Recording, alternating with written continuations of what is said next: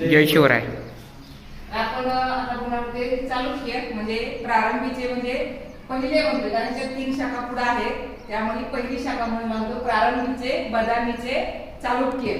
तर ह्या चालुक्य जवळ आपल्याकडे 300 वर्ष राज्य केलेलं आहे, त्यामुळे त्यांचा इतिहास फार सुद्धा अत्यंत महत्वाचं आहे. आता जे वाकाटकांचं राज्य होतं त्या वाकाटकांच्या राज्याच्या नंतर त्यांचं जेव्हा राज्य संपलं वाकाटकांचं पूर्णपणे, तेव्हा दक्षिण भारतामध्ये अनेक छोटे छोटे असे राज्य निर्माण झालेली होती.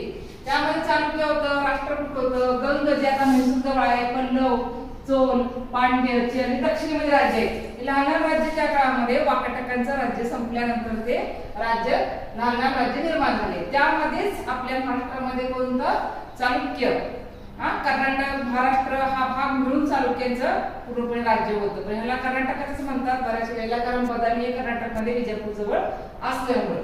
ठीक आहे, तर त्यावेळेस काय महाराष्ट्र कर्नाटक असा वेगळा भाग नव्हता. आता यांचं काय होतं बाबा, चालुक्य मूळचे कुठले यांच्यामध्ये मतभेद आहे.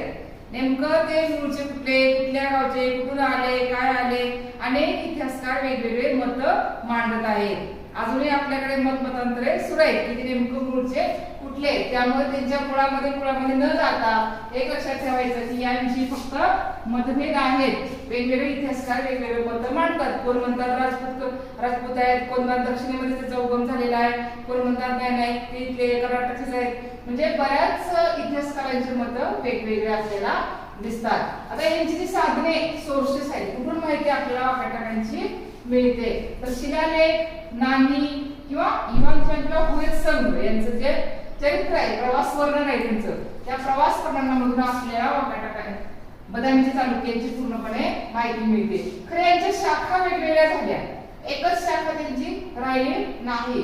तर त्यामध्ये पहिले आहे ते बदामीचे चालुक्य, जे आज आपण पाहत आहोत. बदामीचे चालुक्य, वेंगीचे चालुक्य म्हणजे पूर्वेकडचे चालुक्य, गुजरातचे सोलंकी चालुक्य आणि कल्याणचे चालुक्य, असे यांच्या वेगवेगळ्या 4 शाखा निर्माण झालेल्या आहेत. आता यामध्ये आपण बघणार ते बदामीचे चालुक्य किंवा यालाच वातापीचे चालुक्य सुद्धा म्हणतात. लक्षात ठेवायचंय, वातापी आणि बदामी एकच नाव आहे का नाही. आपण काय म्हणतो, भारत किंवा हिंदुस्तान एकच, त्या पद्धतीनं बदामी आणि वातापी हे एकच नाव आहे, एकाच शहराचं नाव आहे. बदामी म्हणा किंवा वातापी म्हणा, ठीक आहे, ते एकच आहे. आता कर्नाटक मध्ये विजापूर जिल्ह्याच्या तिथं वातापी किंवा बदामी हे त्यांची राजधानी होती. कोणाची राजधानी होती? चालुक्यांची राजधानी होती, हे लक्षात ठेवायचे.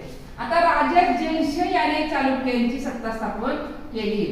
लक्षात ठेवायचं, चालुक्य म्हणजे बदामीची चालुक्यांची सत्ता कोणी स्थापन केली असा प्रश्न जर आला तर लक्षात ठेवायचंय, राजा जयसिंह याने चालुक्यांची सत्ता स्थापन केलेली आहे. आता यामध्ये अनेक राजे होऊन गेले, त्यांच्याविषयी माहिती आपल्याला थोडक्यात घ्यायची आहे. आता जयसिंहाचा मुलगा होता रणवीर, पण त्याच्याविषयी आपल्याला इतिहासामध्ये माहिती मिळत नाही. पण त्याचा जो नातू आहे पहिला पुलकेशी, याची माहिती आपल्याला मिळते. हा जयसिंहाचा नातू होता. यानेच बदामीमध्ये अनेक मंदिरे व सरोवरे बांधलेली आहेत. म्हणजे आधी आपल्याला त्यांनी बांधलेले मंदिरं दिसतात. ठीक आहे.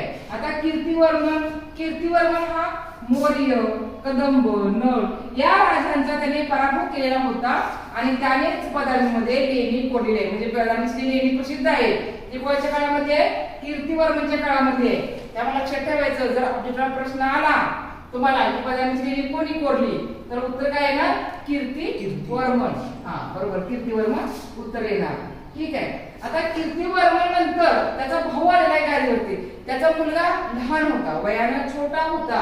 कुणाचा? कीर्तिवर्मनचा मुलगा दुसरा पुलकेशी लहान होता, म्हणून गादीवरती कोण आलेला आहे? त्याचा भाऊ मंगलेश हा गादीवरती आलेला आहे. म्हणजे कीर्तिवर्मनचा भाऊ हा मंगलेश होता. त्याने खूप राजांचा पराभव केलेला आहे, पण पुढे त्यांच्यामध्ये ग्रह संघर्ष म्हणजे काका पुतण्यामध्ये परत संघर्ष झालेला आहे. काका कोण? मंगलेश, पुतण्या कोण? दुसरा पुलकेशी. या दोघांच्या मध्ये संघर्ष सुरू झाला. यामध्ये मंगलेश या राजाचा पराभव झाला आणि दुसरा पुलकेशी हा गादीवरती आलेला आहे. म्हणजे काकाचा पराभव केला आणि पुतण्या गादीवरती आला. हा दुसरा पुलकेशी. हा खरं तर खूप चांगला होता, पराक्रमी होता, शौर्यशाली होता. याने काय केले? सम्राट हर्षवर्धनचा पराभव केलेला आहे.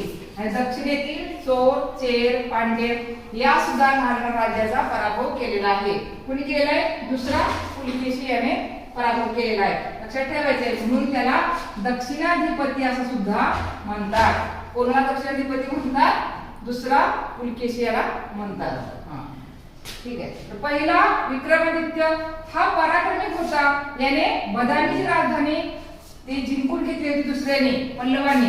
त्या पल्लवाकडून परत त्याने ती राजधानी जिंकून घेतलेली आहे. त्यानंतर येते विनयादित्य. विनयादित्यचा काळ मात्र शांततेचा आणि भरभराटीचा होता. जास्त युद्ध लढाया याच्या काळामध्ये झालेलं नाही. त्यामुळं विनयादित्य जो आहे तो होता शांत होता स्वभावाचा. मग शांत असलं की काय होतं? भरभराट होते, संपन्नता वाढते, मंदिरं बांधले जातात, आर्थिक संपन्नता येते. तसं याच्या काळामध्ये सुद्धा काय झालेलं आहे? शांतता आणि भरभराट निर्माण झालेली आहे. त्यानंतर विजयादित्य. याची कारकीर्द मात्र दीर्घकाळ होती. म्हणजे जवळजवळ त्यानं 37 वर्ष राज्य केलेलं आहे. ठीक आहे. याचा काळ हा शांततेचा होता आणि याने पद्मकल येथे भव्य मंदिर बांधलेलं आहे. म्हणजे शिवाचं मंदिर मोठं त्यानं बांधलेलं आहे. पुढे दुसरा विक्रमादित्य.